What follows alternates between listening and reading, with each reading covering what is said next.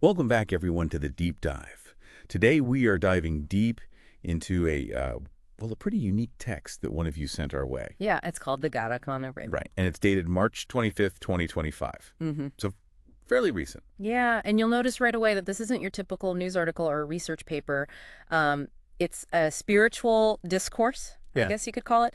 It's offering a really distinct way of looking at life and, our origins and potential and all that. Right, yeah. I mean, it's not every day we get to unpack something like this. It's not quantifiable data. It's something different. Exact. And that's why we're here. Yeah. We want to understand the core ideas from this text, see what kind of insights we can draw from it, and ultimately, what does it mean for you, our listener?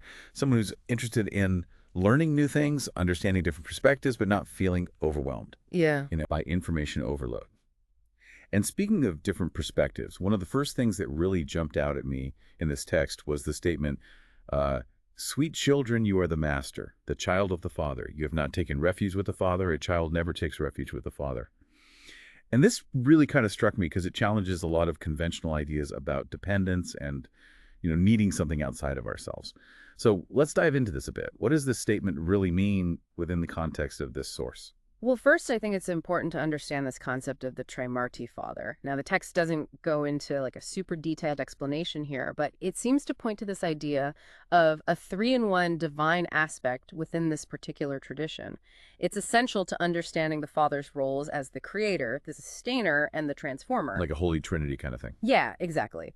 But then it goes on to really emphasize you, the listener, as a child of this Father. And what's interesting is it says you reside in the Paramdham, that's the highest abode, in the same way the Father does. So it's not this hierarchical thing where the Father is way up there and we're down here.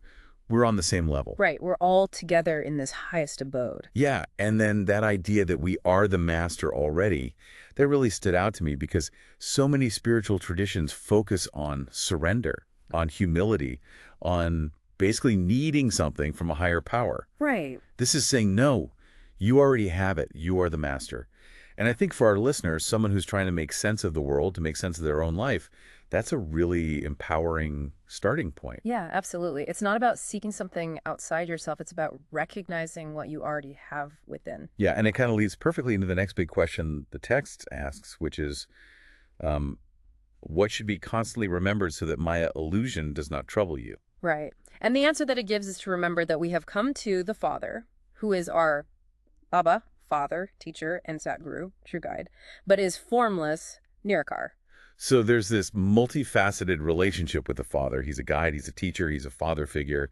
But also, he's formless. He's a Nirakar Baba teaching formless souls. Yeah, formless. That's a key concept here. Yeah. And what's really powerful is the promise that comes with this constant remembrance. Right. This is that keeping this awareness, this connection to the Father top of mind, will actually elevate your happiness. Yeah. And it'll keep Maya illusion at bay. Which is a big deal, right? I mean, we live in a world of illusions, of distractions. Yeah, information overload everywhere you turn. Exactly. So this constant remembrance, it's almost like a way to filter out that mental clutter. Focus on this one truth, this one connection. Yeah, like finding that anchor in the storm. Exactly. And I think for our listener who's bombarded with so much information all the time, that could be a really powerful technique, just remembering this connection to the Father. Right, so we've got this idea of being the master, of remembering the Father to keep illusion away. Now, the text also talks about this cosmic drama that's unfolding. Yeah, it's this idea that everything that happens is part of a preordained drama. And here's the key. It happens only once in every 5,000-year cycle. So like one performance only. Woman performance only. And the Father, he comes to teach only once during this entire cycle. And the text makes it clear that this drama is fixed. It can't be changed. It can't be altered. Yeah. It even uses these metaphors like comparing the Father's temporary vehicle to a old shoe or a chariot. Right. It's like the ultimate script for the universe. Everything is already written. So if you think about it, it's kind of like the ultimate spoiler alert. We already know how everything's going to end. Exactly. And understanding the cyclical drama, I think it provides a framework for making sense of the world, of the flow of time, of all the events that happen. And for someone who likes to have structure, who likes to understand how things work, this could be a really comforting thought. Yeah. Knowing that there's a plan, a purpose behind everything. So we have this cosmic drama playing out, and then the text mentions these different realms or abodes, Sukdam and Dukdam. Yeah. So Sukdam translates to abode of happiness, and that's where the Father resides. And then there's dukedom, the abode of sorrow, which is identified as the current world we're living in. And it says that this abode of sorrow is influenced by Ravan, who represents the 5 vices: lust, anger, greed, attachment, and ego. Right. Those 5 vices are the root of all suffering in this world.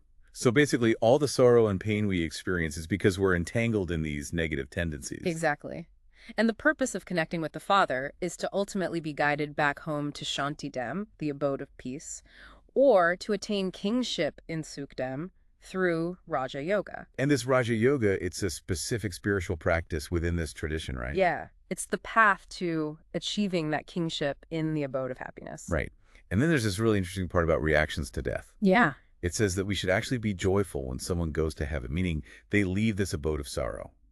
And then it asks this question: why do people call back the departed soul? It's a really thought-provoking point because it completely flips the script on how we typically view death. Yeah, instead of mourning, we should be celebrating because they've escaped this realm of suffering. Right. And I think it challenges us to really examine our own beliefs and reactions to death. Why are we so attached to this world, to this physical realm, when there's something better waiting for us? Yeah, it definitely makes you think. So we've got this abode of sorrow, this abode of happiness. How do we make that transition? What's the path? Well, the text talks about this idea of learning at a divine university. Like a spiritual school. Yeah, Yeah. exactly. And the goal is to become like Lakshmi and Narayan, who are these deities that represent virtue and happiness in the Golden Age. So we're learning how to embody those qualities. Right. And it's interesting because the text says that even older people can achieve this high spiritual status through knowledge. It's never too late. So it's not just for young people. Anyone can do it. Anyone can transform. Yeah. And a big part of this transformation seems to be about detaching from the world, from all these material possessions and relationships. The text uses this phrase, dying alive. Yeah. So dying alive essentially means to reduce your attachment to all these worldly things. Yeah. It's not about completely withdrawing from the world, but it's about shifting your focus. Your primary allegiance should be to the Father. So it's more about an internal shift in priorities. Right. It's about connecting your intellect to the Father and letting go of those attachments that are holding you back.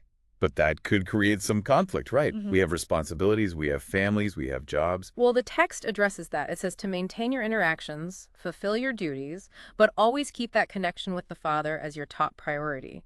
It even mentions charity begins at home, suggesting that your spiritual growth should start within your own family, within your own relationships. So it's about finding a balance. Finding a balance, not completely abandoning the world, but living in it with a different perspective. Yeah. So we keep hearing about the Father, but who is this Father? The Father is Shiv Baba, the Supreme Soul, and he's symbolized as a point of light, often referred to as a bindi. So no human form, no physical representation. Right.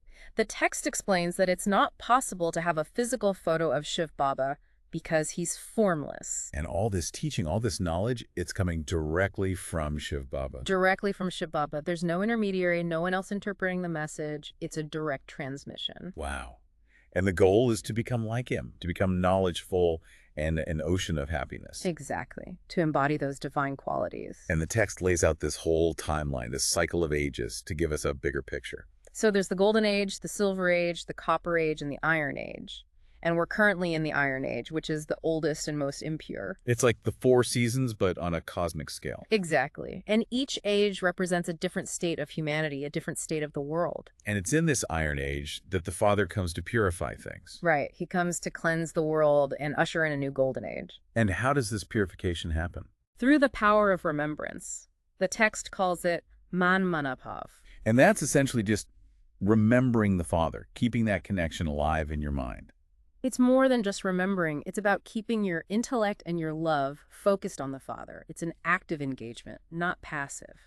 And it says that this Manmanapav, it's like magic. It can transform you, make you become like Lakshmi and Narayan. Exactly. Embody those virtues and attain that high status in the Golden Age. And it makes a clear distinction that titles like Magician and Ocean of Jewels, those belong to Shiv Baba, not to Brahma or anyone else. Right. Shiv Baba is the ultimate source of all those powers and attributes. So we've got this path of transformation, this divine university, but there are also some things to avoid, some pitfalls. Right. One specific thing the text mentions is to avoid watching base scope. Which seems to be a reference to cinema or some other form of visual entertainment. Yeah, something like that. And it says that indulging in these things can be really harmful, even calling it a path to hell. So the focus should be on the journey of remembrance.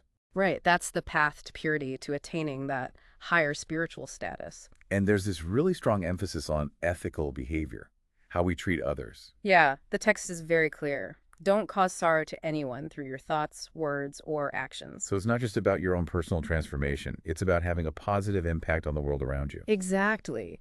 And it encourages sharing the sweet message of remembering Shiv Baba to help others alleviate their own suffering. So ultimately, what's the end goal here? What's the destination? Well, first, it's to return home to Shanidam, the abode of peace, at the end of this world cycle. And then, based on your efforts in this lifetime, to attain a high and virtuous status in Supdam, the abode of happiness, in the next golden age. So it's about going back home and then achieving this ultimate happiness. Exactly. And then the text ends with this really strong statement about the future of India. It says that Farat, or India, will definitely become heaven again at the end of each 5,000-year cycle. Like clockwork. Yeah. It's going to happen. It's going to happen. And it refutes that idea that the wealthy are in heaven now and the poor are in hell. It says, no, this whole age is hell. This whole age is hell. Wow. Wow. So we've covered a lot here. We've learned about this idea of being the master, of remembering the Father, of this cosmic drama that's unfolding, and this ultimate goal of returning home to happiness. Yeah, we've really only scratched the surface of this text, but hopefully it's given our listener a new perspective on life, on their own potential, and on the nature of reality. And for you, our listener, think about this. If you really internalize this idea of being a master, not someone seeking refuge, how does that change your approach to life's challenges? How does it change your sense of agency? We encourage you to keep exploring these ideas and see how they resonate with you. There's so much more to discover here. Absolutely. And thanks for joining us on this deep dive. We'll see you next time. See you next time.